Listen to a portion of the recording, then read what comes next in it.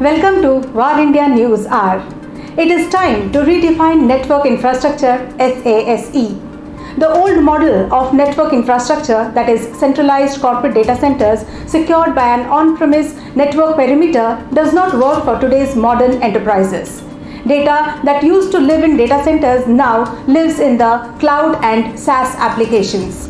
With the rise of distributed workforces, users need to be able to connect to resources from anywhere in the world, challenging enterprises to provide network access and a secure, straight-line path to the internet without adopting complex workarounds or increasing latency.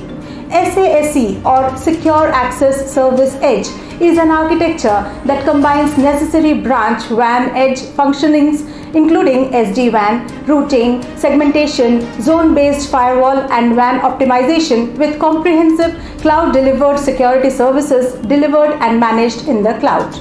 Cloud adoption is on the rise, and work-from-anywhere policies are now the new normal. For global organizations, this means security and connectivity need to transform with the cloud to offer consistent protection, exceptional user experience and flexibility. More enterprises are starting to leverage Secure Access Service Edge, that is SASE solutions, to secure uninterrupted access for their branch offices and users. SASE promises to deliver consistent security and connectivity no matter where applications, users or branch offices are located, and ZTNA, that is Zero Trust Network Access, can augment traditional VPN solutions. There is a need for secure access to all applications anywhere from any device with unified security management, starting from transitioning to the cloud to managing an increasingly distributed workforce. It's more important than ever to secure users, apps and data without compromising the employee experience. Let's look into today's headlines in VAR India. The poor performance of BharatNet being questioned by CAG. The PM WANI, that is PMWANI, public Wi-Fi policy plans to empower virtually 1 crore public data creation centers to offer Wi-Fi broadband service. The project has planned to establish 2 million hotspots by the end of 2021. This includes various small and big retail outlets, even local kirana stores. At the same time, BharatNet project was slated to be completed by 2019, but by then only a handful of panchayats had been connected. Even before the country is ready for 5G services, high-speed fiber is in every corner of the country. The audits of the Expenses Department of the government, CAG, has dealt a blow to DOT and CSC both with regards to the poor service, the slow rollout and multiple issues which have plagued the BharatNet project. Digital transformation is shaping up the payments industry. The COVID-19 pandemic has accelerated the shift of the digital payments industry further, which is evident from the rising digital payments globally and in India. Digital transformation has encouraged regulators, innovators and providers to focus on cyber and data security. It is imperative that innovation in the payments space goes hand in hand with security, and necessary initiatives are taken to safeguard consumer data and interest. Technological innovation is transforming the digital payment ecosystem by increasing peer-to-peer, that is P2P, as well as person-to-merchant, that is P2M payments. Vodafone Idea in talks to raise up to $3 billion from Apollo Global.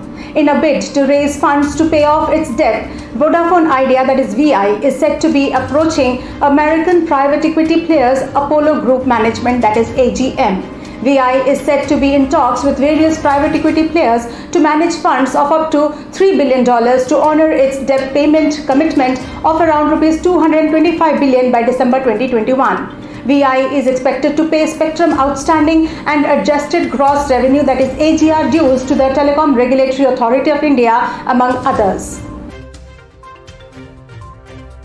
CNA insurance giant reports data breach after ransomware attack. CNA Financial Corporation, a leading US-based insurance company, is notifying customers of a data breach following a Phoenix CryptoLocker ransomware attack that hit its systems in March. CNA is the 7th largest commercial insurance firm in the US based on stats from the Insurance Information Institute.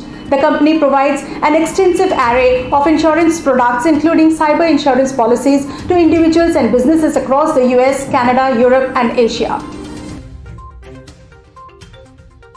Purnima Mathan joins RNZ Corp as VP Marketing Communications.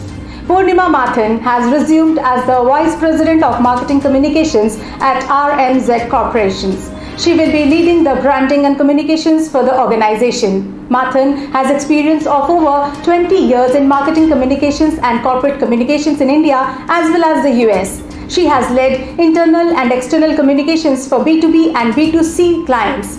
Purnima was associated with Lenovo India and South Asia as the head of corporate and marketing communications for a long stint of 11 plus years. She was leading the external and internal communications, crisis management, campaigns for social media, digital communication, CSR, policy communications, global communications, analyst and investor relations, and influencer marketing. That's all for now. Please like, share, comment and subscribe to Our India News magazine. Stay tuned. Thank you.